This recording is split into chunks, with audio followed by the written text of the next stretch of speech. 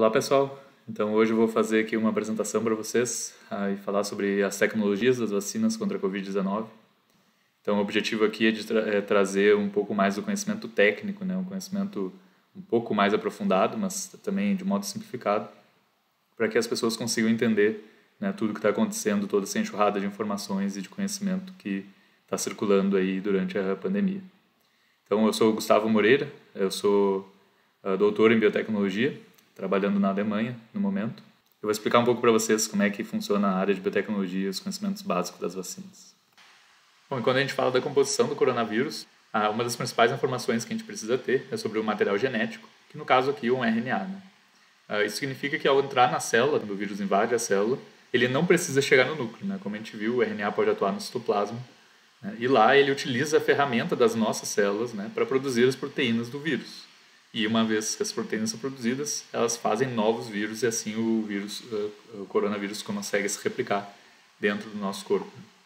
No caso, a estrutura do coronavírus aqui contém algumas proteínas mais importantes, que a gente pode ver o RNA sendo protegido pela proteína N, que é bastante importante em diagnóstico, principalmente imunológico. Mas a principal proteína é a proteína S, que é a proteína que fica na superfície do vírus, chamada de spike, e que promove a entrada do vírus na célula, principalmente nas células do pulmão, e então iniciando a infecção, que podendo então causar a Covid-19. Bom, sabendo disso, a gente tem hoje 4 principais tecnologias aí do desenvolvimento de vacinas: as de RNA, as de adenovírus, as de vírus inativado, que possui praticamente todas as proteínas do coronavírus, então a gente chama que é uma vacina que contém proteínas, mas não são purificadas, e as vacinas de proteínas recombinantes, que então são proteínas purificadas. Bom, então a gente vai começar a falar aqui das vacinas de RNA. E a principal coisa que a gente tem que mencionar aqui, que é um dos avanços mais importantes que essa pandemia nos trouxe, é que sobre o tempo de desenvolvimento. As vacinas de RNA permitiram que a humanidade, batesse um recorde de tempo no desenvolvimento de vacinas. Por exemplo, no caso aqui, a gente tem que dar informação genética, ou seja, desde o sequenciamento do genoma do coronavírus até a montagem, produção de uma vacina e aplicação em humanos, a gente só demorou 69 dias. No caso, foi a empresa Moderna, que produz a vacina de RNA, aí, que bateu o próprio recorde que também tinha sido dela em um experimento anterior. E agora a gente consegue afirmar que a gente, em menos de 70 dias, aí, consegue desenvolver uma vacina completamente nova para um vírus completamente novo em menos de 3 meses, o que é um avanço absurdo do ponto de vista científico. E uma das vantagens dessa vacina é que ela simula basicamente o que acontece na infecção pelo coronavírus. No caso, quando o coronavírus invade as nossas células, ele não precisa entrar no núcleo, assim como a vacina, e as proteínas são produzidas basicamente da mesma forma, só que a vacina possui um material genético reduzido e produz uma proteína do vírus de uma maneira bem mais controlada.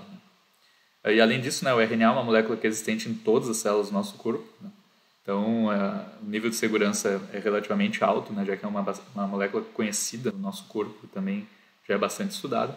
E ao contrário do que muitos pensam, o primeiro produto aprovado usando o RNA não foi a vacina, mas sim foi um produto para tratamento de doenças genéticas já em 98. E aí, de fato, nós não tínhamos nenhuma vacina sendo aprovada antes da pandemia.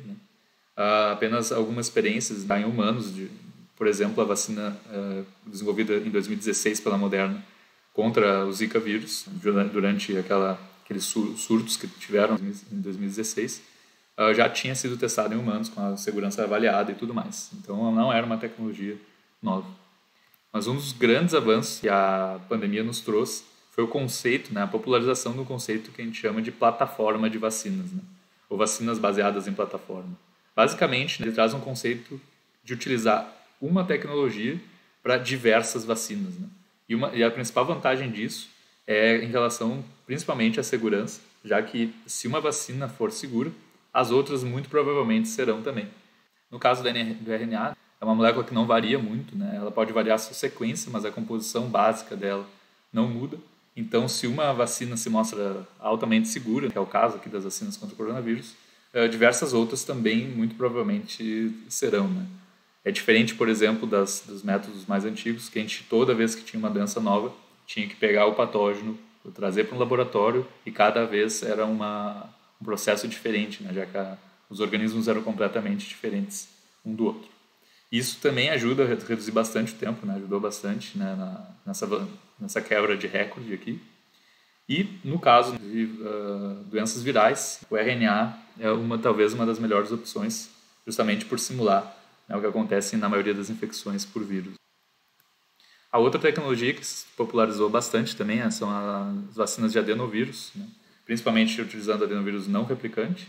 E nesse caso aqui a gente não está falando de RNA, mas sim de DNA. Né? A maioria desses adenovírus tem o material genético, né, de DNA. Então, no caso, isso significa que eles precisam chegar ao núcleo para funcionarem. Né? Uma das desvantagens dessas vacinas é que a gente sempre precisa de um adenovírus diferente para cada vacina. Né? No caso, quando a vacina é administrada, né, a gente desenvolve imunidade contra o alvo, né, que no caso é a proteína S do coronavírus, mas também a gente desenvolve diversos anticorpos e fica imune contra o próprio adenovírus que é utilizado na vacina, né, o que diminui a chance de uma próxima vacina funcionar. Né. Por exemplo, aqui a gente traz a vacina de Oxford e a AstraZeneca e a Sputnik V. No caso, a vacina de Oxford tem um adenovírus para as 2 doses e a Sputnik V tem 2, né, um diferente para cada uma das 2 doses.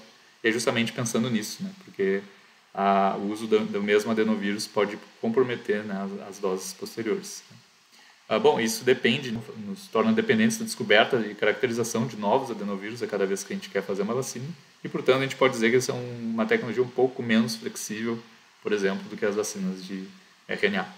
Também, né, assim como as RNA, esses produtos utilizando adenovírus não são novos, não é uma coisa que a ciência descobriu há pouco tempo. Né? Já existem produtos aprovados, principalmente na China, na Europa e nos Estados Unidos, né, desde 2003, né, que o primeiro produto aprovado no mundo ocidental aqui foi em 2012, então faz quase 10 anos. Né? Mas, de fato, nenhuma vacina tinha sido aprovada. Né? A maioria desses produtos são para doenças genéticas e câncer. Né? Em relação às vacinas inativadas, métodos clássicos de desenvolvimento de vacinas, né? Elas se enquadram aqui nas vacinas de proteínas e não são purificadas porque utilizam o vírus inteiro. Né? No caso aqui nós temos como exemplo a Coronavac, que é aprovada e utilizada bastante no Brasil. Basicamente, o que a gente precisa para fazer essa vacina é que o vírus, né, que causa a doença precisa ser replicado em laboratório. No caso da Coronavac, aqui são utilizadas células de macaco, né? Diferentemente do que muitos pensavam lá no início da pandemia, essas células não são toda vez utilizadas e retiradas de macaco, né? São linhagens que já são cultivadas há décadas, né? São as mesmas desde anos atrás, que é bastante popular na ciência e tem sua segurança bastante descrita, então é por isso que essas células são usadas de maneira corriqueira até para aumentar o nível de segurança da produção das vacinas. E um dos requisitos, né, é que o vírus precisa manter a sua estrutura e todas as proteínas intactas ali para estimular o nosso sistema imune de maneira correta. Né? Outra opção, né, em relação às vacinas inativadas seria o uso de um vírus atenuado, que se replica um pouco, né, mesmo que de maneira limitada, dentro do nosso organismo. Só que para desenvolver uma vacina atenuada, né, um vírus que perde seu potencial de infecção e causar doença ao longo do tempo, é necessário anos de replicação, né, do vírus in vitro e muitas pesquisas sobre a segurança, né, para ver se ele realmente perdeu a capacidade de desenvolver doença e se ele não pode retornar, né, voltar a causar doença se aplicado nas doses das vacinas. Outra maneira de fazer isso é por modificação genética, mas da mesma forma é necessário testar se essas modificações genéticas estão realmente diminuindo a capacidade do vírus em se replicar e causar doença, o que pode demorar anos. Né? De maneira geral, esses métodos de vacinas inativadas e atenuadas, né, são métodos antiquados, mas funcionam muito bem, tanto é que tem várias vacinas produzidas, inclusive pelo Instituto Butantan, que utiliza essa tecnologia e são totalmente funcionais. Né? Bom, e outra tecnologia utilizada bastante durante a pandemia, mas que ainda não tem tantas vacinas aprovadas assim, é o uso de proteínas purificadas. Né? No caso aqui, as mais famosas são as VLPs, são estruturas que copiam, né, imitam a estrutura de um vírus, mas são baseadas apenas em uma proteína do vírus. Né? Como a gente pode ver aqui na imagem, nós temos uma estrutura aqui de uma partícula viral, com seu material genético, uma camada de lipídios e várias proteínas na superfície. E as VLPs são umas estruturas que copiam mais ou menos a estrutura do vírus, mas tem apenas uma proteína, além, é claro, da camada de lipídios. A gente pode ver que até em microscopia se parecem bastante, né? Então uma tecnologia que replica bastante o que acontece na vida real. São utilizadas também células de inseto aqui, eu coloquei para exemplificar que, né, essas proteínas têm que ser produzidas em algum lugar, no caso são produzidas em células de inseto, para adotar essa forma aqui.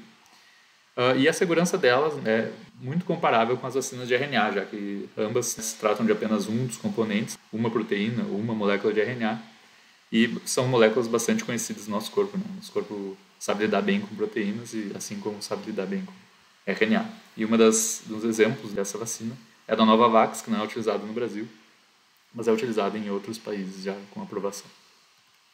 E eu convido a todos que sigam o canal no YouTube, né, Unisciência, né? E no Instagram também, a gente está no unisciência.gn, né? Busquem lá pelos vídeos de vacina e também falando um pouco sobre o vírus e tudo mais, todos os aspectos em relação a efeitos colaterais, ao que aconteceu na questão da trombose, tem tudo lá. Então, muito obrigado aí pela atenção de vocês e aproveitem aí a apresentação e o vídeo. Tchau, tchau.